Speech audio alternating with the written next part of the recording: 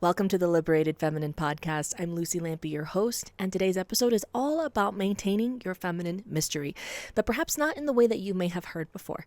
You know that here we like to do a little bit of a different take on things and introduce a slightly different perspective to help kind of bring these concepts home, because you can learn how to perform the act of withholding certain things in the name of preserving your feminine mystery.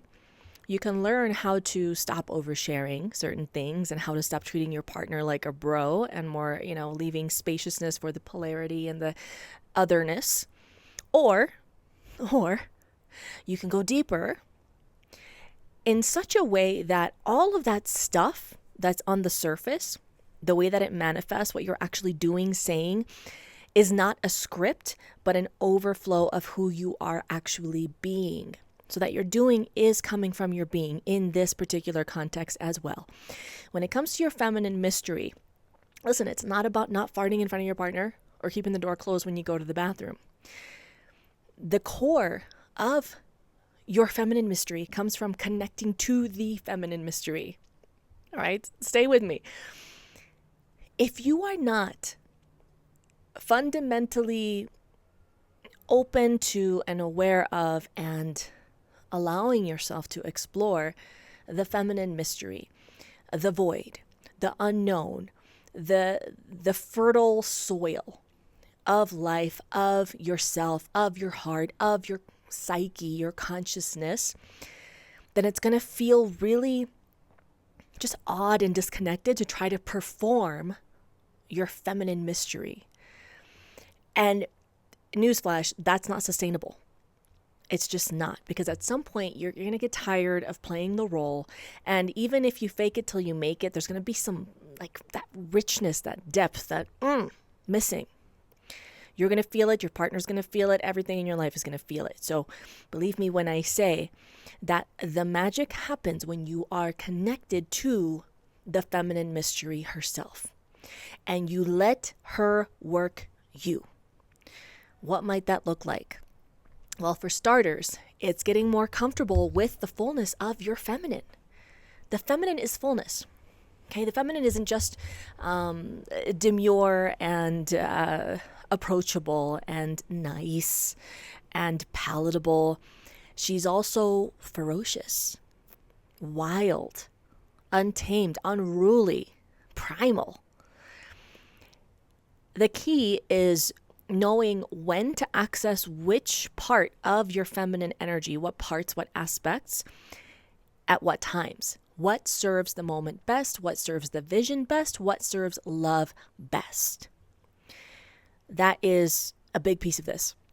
It's not something I'm going in depth into in this video, but it is something that I need to bring into this conversation, because if you're uncomfortable with your intensity, but likewise, if you're uncomfortable with your softness and your tenderness and your vulnerability, then you're not accessing this rich, big scope of your feminine fullness.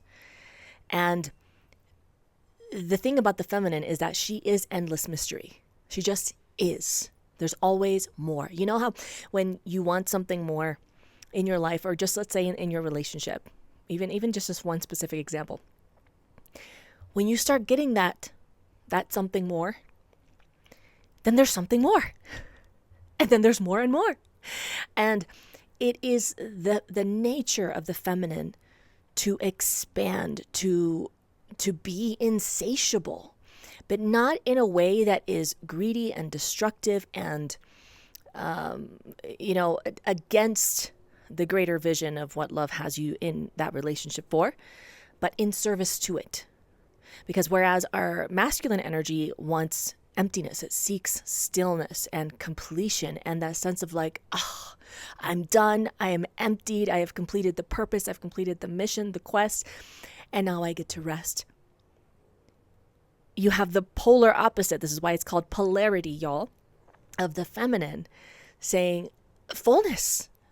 I need fullness. I want more. I want to feel more love. I want to feel more passion. I want to feel more depth with you. And And it's beautiful. Now we can respect that each of these energies are what they are.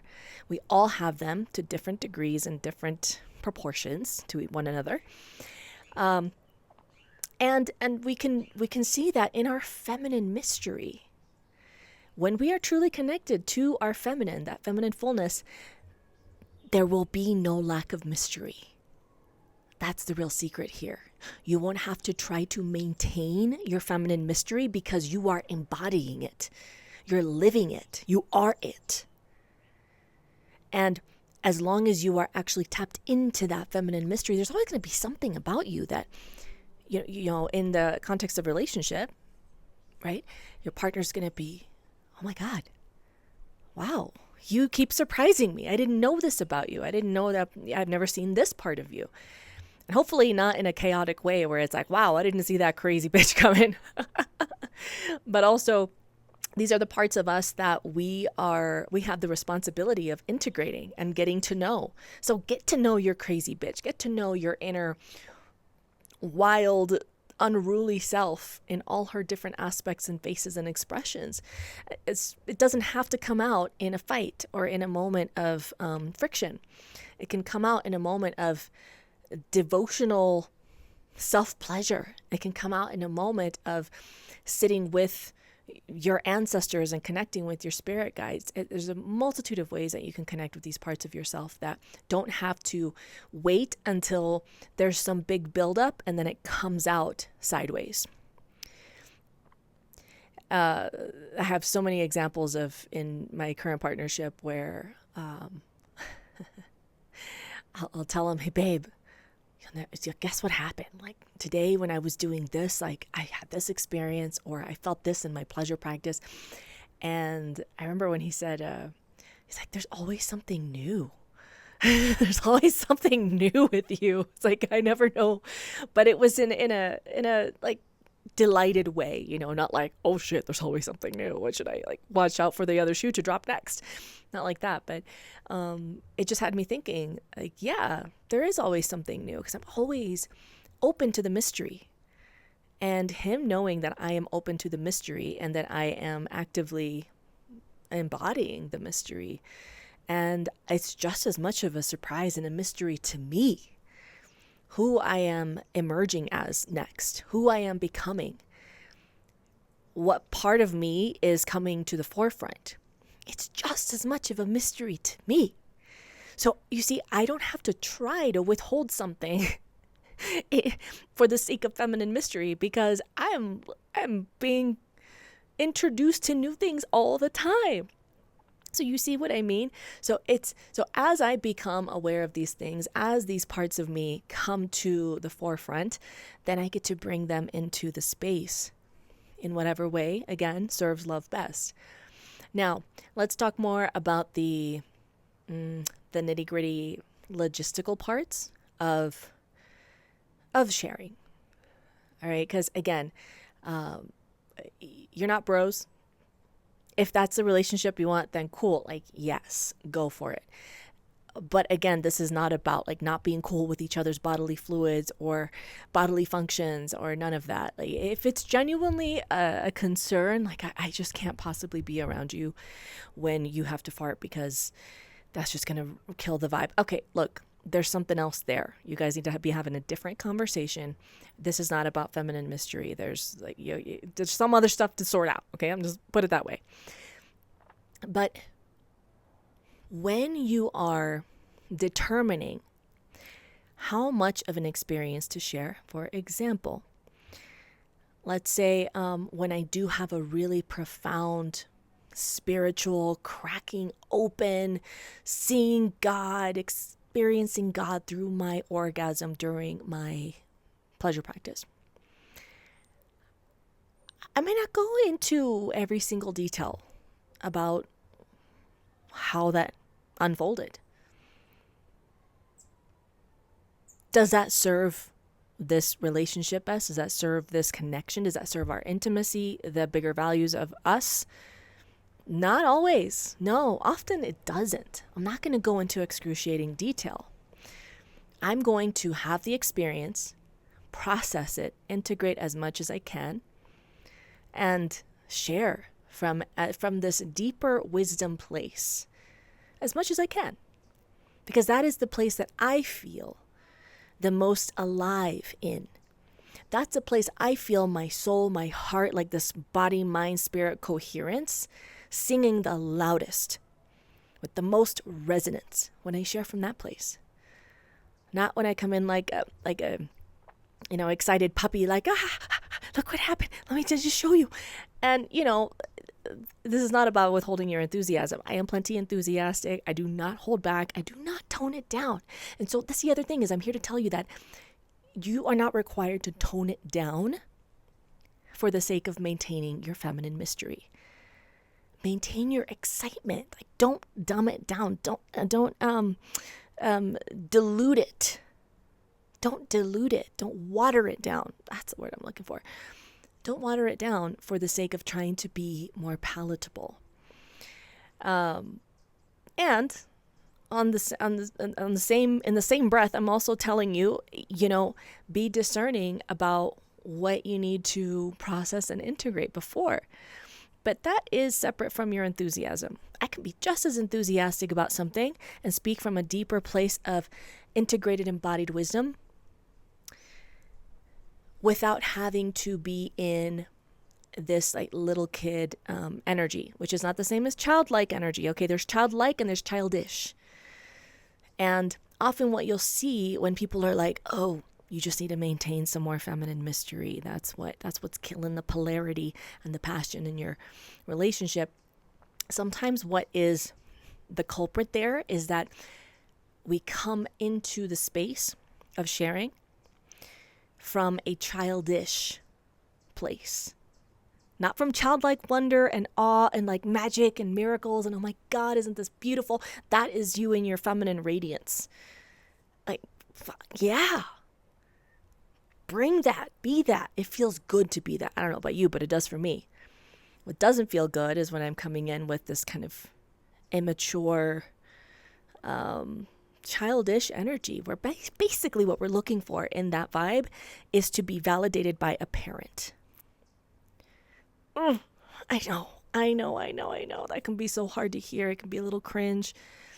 But listen, this is just psychology 101. We want to be validated in the ways that we weren't when we were younger. And so it's completely normal and common to seek that in your partner. Just bringing awareness to that, though, so that it's not running the program. It's not running the show. And so with that, coming into the space as a vibrant, excited, enthusiastic, grown woman.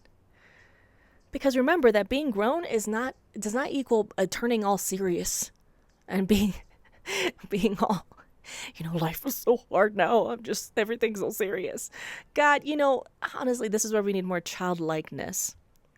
And actually, a lot of your feminine mystery lives in that childlike wonder. Because again, what are you doing when you're in your childlike wonder? You are open to the mystery of the universe. You fundamentally honor and recognize that you don't know everything. You leave space for surprise. You leave space to be surprised by life, by the universe, by God, by love. And you live in that excited anticipation of, show me how good it gets. Oh, there's so much abundance and so much love and so much fun and magic and play in the mystery. Yes, please, more of that. So you being open to that is a huge channel of this feminine, mysterious energy. Again, because it's just as much of a mystery to you as it would be to your partner. So it's nothing you have to put a lot of hard effort into maintaining a mystery. Stop trying to maintain the mystery and connect with the mystery. If there's one thing you take away from this entire episode, it's that. You do not need to attempt to maintain your feminine mystery when you are tapped into the feminine mystery. So I'd love to hear what in this is resonating with you, and maybe some examples of how this is unfolding in your life, how this is showing up, and how you might connect with the feminine mysteries more in your own journey. And for more to support you in that, plus so much more along your journey of liberation and healing and expansion, relationships, embodiment, all that good, yummy, juicy stuff, check out the details in the description of this episode. And until next time, here's to liberating your wild feminine heart.